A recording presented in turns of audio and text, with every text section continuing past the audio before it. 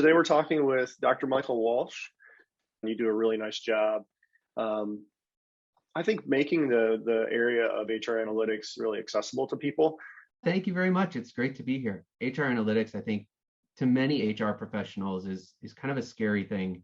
That there are some misconceptions out there about how you can use analytics or what it even means, to be honest with you. If you know how to, tell a good story and help use data to tell that story, I think that's a win. And that can mean, lots of different things to lots of different people. And I think that's, really where I try to focus my efforts is on the person who I'm talking to, and how can we make their situation come alive with data so that they can tell a story with data.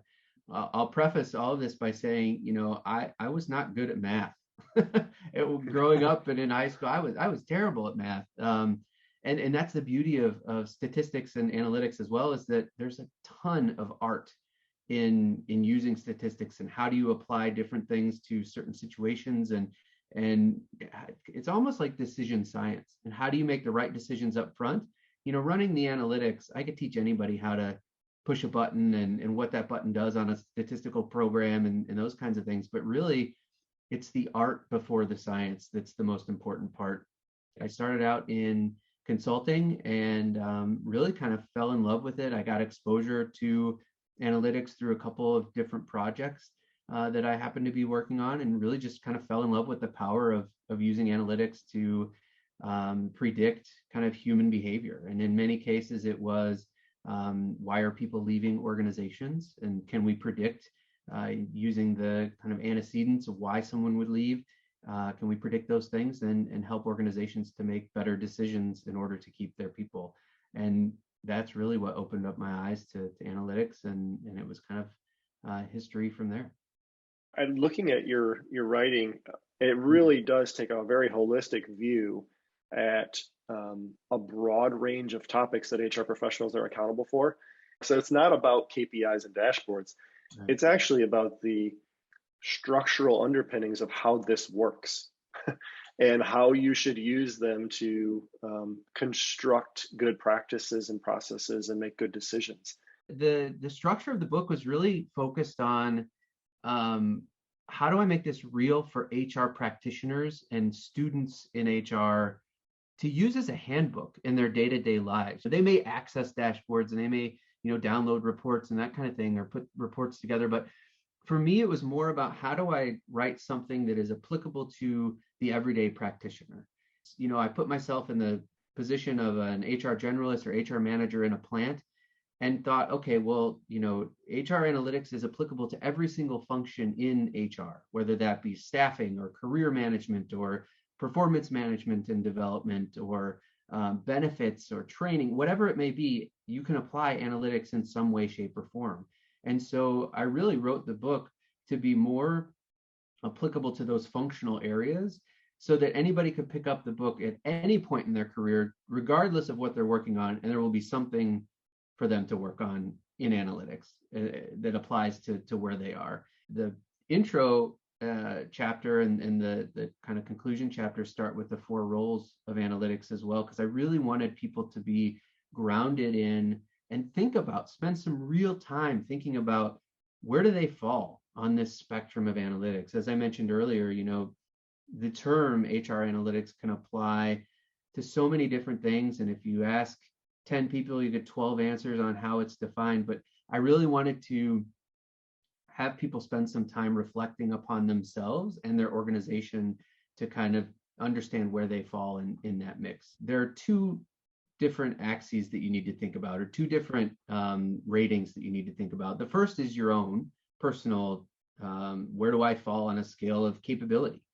Can I do pivot tables? Am I comfortable interpreting statistical analyses? Those types of questions.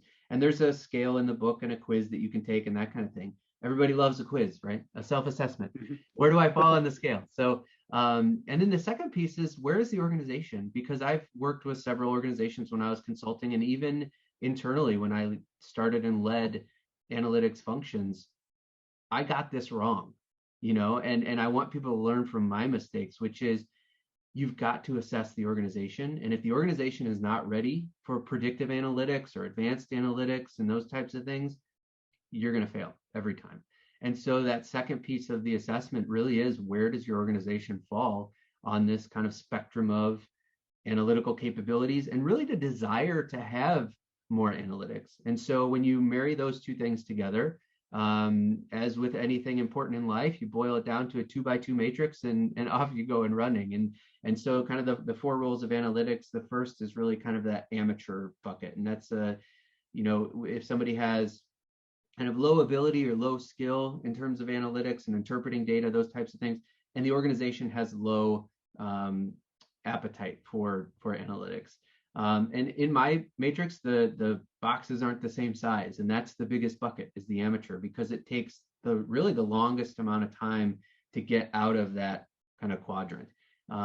More specifically, it takes a lot of time for an organization to evolve to a point where they're ready for more analytics. And as you evolve as a person and gain more skills and capabilities, whether that be through formal classes or simple YouTube videos, you can bring the organization along. But it takes time, and it's a change management effort like any other change management effort.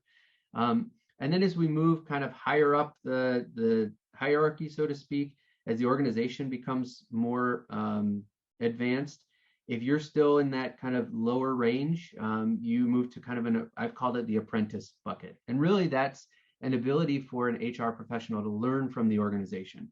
So if I'm dropped into an organization who has really high appetite and skill for analytics, I can then partner with folks outside of the HR function to learn more about analytics myself, which will increase my skill as a professional and allow me to add more to the organizational analytics that way.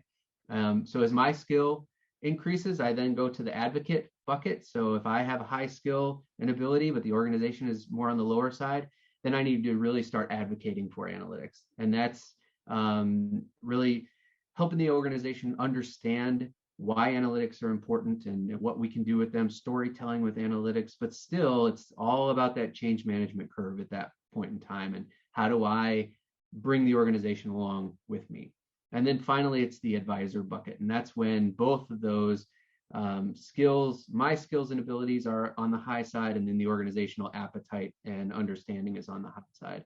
And on my model, that bucket doesn't have lines around it. That's because as you grow, the organization grows, and everybody continues to grow together until there are always new statistical models coming out, new ways of analyzing data, telling stories, all these kinds of things. And organizations are constantly evolving as well. So that one really has no limit. It's interesting in your model that the second group, where you talk about an organization that has maybe an appreciation for analytics, how it drives insights, how that creates value, it usually isn't isolated to one function.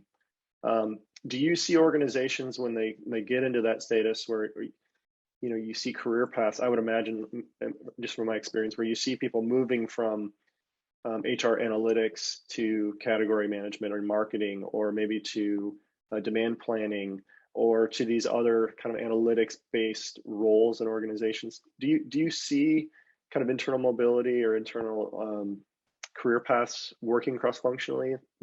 What I've seen more of is other functional folks coming into HR via the analytics function. And actually, when I've started analytics functions before, one of my first go-tos was find the business analytics people.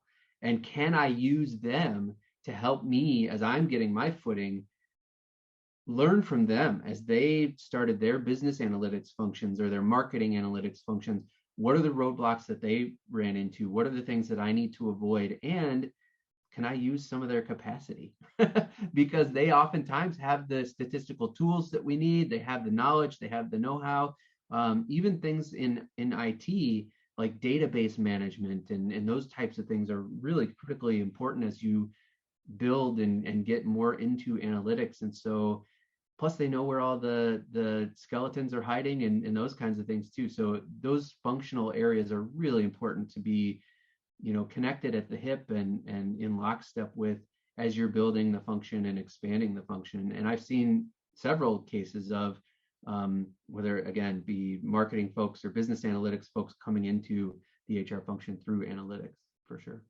You and I have, common interest in organization development, talent management as well.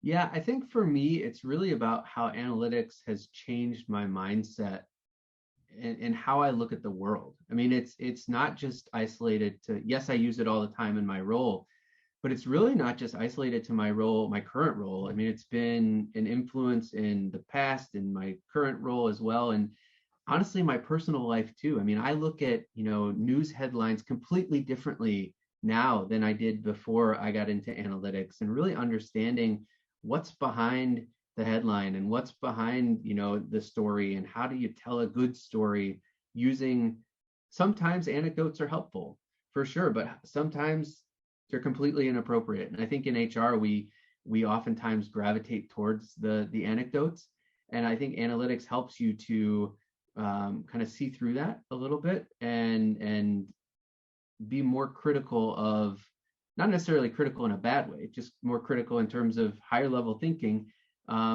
What's behind this, and why are people telling the stories that they're telling, and what's behind, why are they motivated to tell this particular story at this particular time?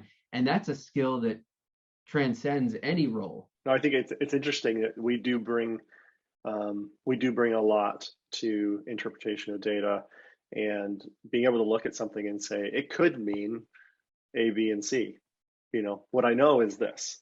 Yeah. And that can be very frustrating for people who want to make a decision and close and move on. For sure. And you're right. It is completely frustrating. I've had business leaders get really mad at me before because I came to the table after doing, months and months of analysis, came to the table with, it could be one of these three things. And their response was, well, what do you mean it could be one of these? I mean, haven't you been working on this for months? Don't you know why this is? Well, honestly, no, I don't. Here are some really good options for things we could do to address these three things. And we may have some force multipliers where we could address two with one action, but I cannot sit in front of you and with any kind of, certainty and say that here is the answer. And I think, that's some people might say that that's a very academic way of thinking. It could be this, and we need to do more analysis and those kinds of things.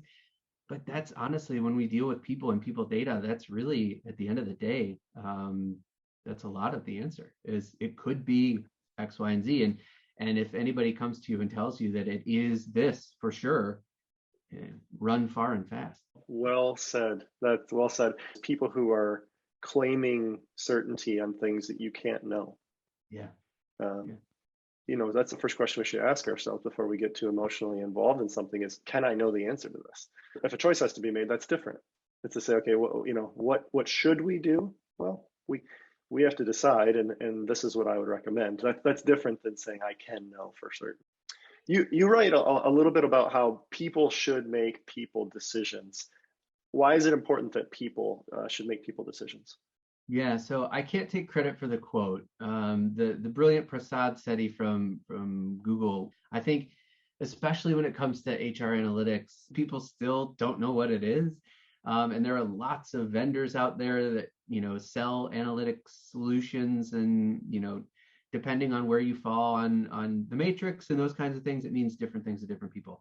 When people think about, predictive modeling with HR data, and whoa, let's write algorithms to do this, and there are AI solutions out there that can that are in the recruiting process, and that's a whole nother discussion that we won't get into now, but I'm certainly passionate about. With all of these headlines that people talk about HR analytics and these kinds of things, we can get caught up in, how do we use data to make automatic decisions? And I think it's oftentimes an efficiency play, which, we in HR and really in any kind of functions, we're always striving for efficiencies, and how do we get better? How do we get faster? Which is fantastic. But at the end of the day, many of the decisions we make can't be made by technology, and certainly should not be made by technology. I mean, take the case of an algorithm, for example. Algorithms are built on historical data, and historical data is inherently flawed. So if any time you use performance rating as a measure in your algorithm. And let's say that we're writing an algorithm to predict 5-year potential. If we use performance rating in that algorithm, and we find that performance rating today is a good predictor of success in the future, well, we know that performance ratings are inherently biased because they're built on, at the end of the day, subjective measurements from managers about their employees. That algorithm, if we're using that variable of performance, that algorithm will have bias inherently built into it. And so the notion of people should make people decisions, we still have to be able to use, yes, this algorithm might spit out something that's 98% accurate, but that other 2%, we've got to take that on. The onus has to be on us to look at the decision that the algorithm spit out and then question that. It's really just a cautionary tale to say, although analytics can be super helpful and very, very powerful, we've got to take a step back as well and say, let's take what we can find from an analytics perspective and marry it with the things that we have experienced within the organization. And that's when we really make the right decision. I couldn't agree more. The social onus, as you said, the ownership of those decisions, the buy-in of the social system to this is a decision that we've made, is more important than some of the things that can be assessed, right? Like you can definitely use those assessment techniques to validate our decisions, to help us avoid bad decisions. So they're good inputs, but the ownership surrounding those decisions, as you said, when there's that 2% piece that at the end of the day, it was us. Yeah. We decided this. What that does is it, in my experience, it increases the support, right? So we all behave within an environment, and the environmental factors are so important to performance and success that somebody has following those decisions, that I totally agree with you, that the human element at the end of the day to say, we're doing this, we're making this decision. You know, when we say environment, we're really talking about organizational culture. And what are the things in our organizational culture that help people to succeed or not in a given role? And in your example specifically with succession planning, I've written algorithms before that can kind of predict good successors for a plan. And what I told people is, think about this like Amazon. When you buy something on Amazon and it tells you, you know, people who bought this thing also bought these 5 other things, that's all we're doing. We're saying that people who have put somebody in this succession plan before would probably consider these 5 people. Do any of those resonate with you? And if not, why not? And let's have a really good conversation about why not? Because we know inherently there will be errors in our algorithm. I mean, that's the nature of statistics, which in some cases is a great thing because it expands the pool of people that we're looking at. So let's talk about why Susie Q might not have been top of mind for this role, and how can we develop her to be better in the role? And now we're talking about individual development plans and getting people put on the right track, and we're expanding our pool. I mean, it can be so powerful if used in the right way. Most of the people that I'm talking with they're solving different problems than they were solving 2 years ago. How are the demands on, talent and HR analytics leaders, in your experience, changing as we're working more remotely and contemplating working differently in the future? I mean, my role is no different than anybody, in a similar role in other organizations. I think we're all looking down the road of the future saying, how much have things been redefined that we haven't yet figured out? The question is, what don't we know yet? And how has A, the pandemic, B, social unrest, C, other things that we're not talking about yet, how has that really impacted the employment relationship between employee and employer? And we're people are saying, I'm not going to move for the XYZ role, or could I do this role from this location? And I think we, along with many other organizations, are struggling with how do we adapt our internal processes and how we do work to those more flexible options. And I think, I'll be honest, we haven't quite figured out everything yet, nor do I think anybody has. Your question about what's changed, we're focused a lot on how do we keep the people that we want to keep, because the job market right now is super hot. And, there are lots and lots of opportunities for many, many people. And so how do we get ahead of kind of those demands when a recruiter calls? And it's not that they pick up the phone call. That's fine. Pick up the phone call, figure out what's out there, but then at the end of the day, how do we help them realize that the grass isn't greener on the other side? Even though you're being courted by recruiters day in, day out, how do you help them to understand that the grass isn't greener and keep our top talent? And being a part of a community where they are, and communities are sticky. People can leave jobs. People can even leave careers, but people don't leave their community. And so how do we create that community within the organization where people feel like they belong, quite honestly? And that ties directly into inclusion and diversity. And how do we make people feel included, and that they have a voice and that their voice is being heard, and all those kinds of things. So we're trying to tackle those things every single day.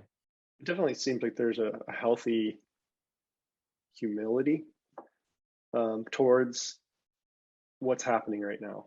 Many are almost paralyzed with the complexity, but having the humility to say, this is real right now, but things are changing so quickly that to say we're going to make the best decisions that can be made based on the things that you can know, and continue to move forward. It seems like the organizations who are able to scale that and build that into their values are going to be really successful.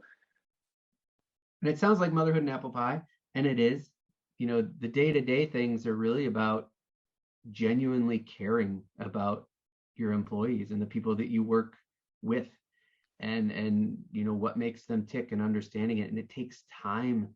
And this is the thing that people don't have. If you talk to any manager out there, they say, well, I would love to get to know my employees. I don't have the time.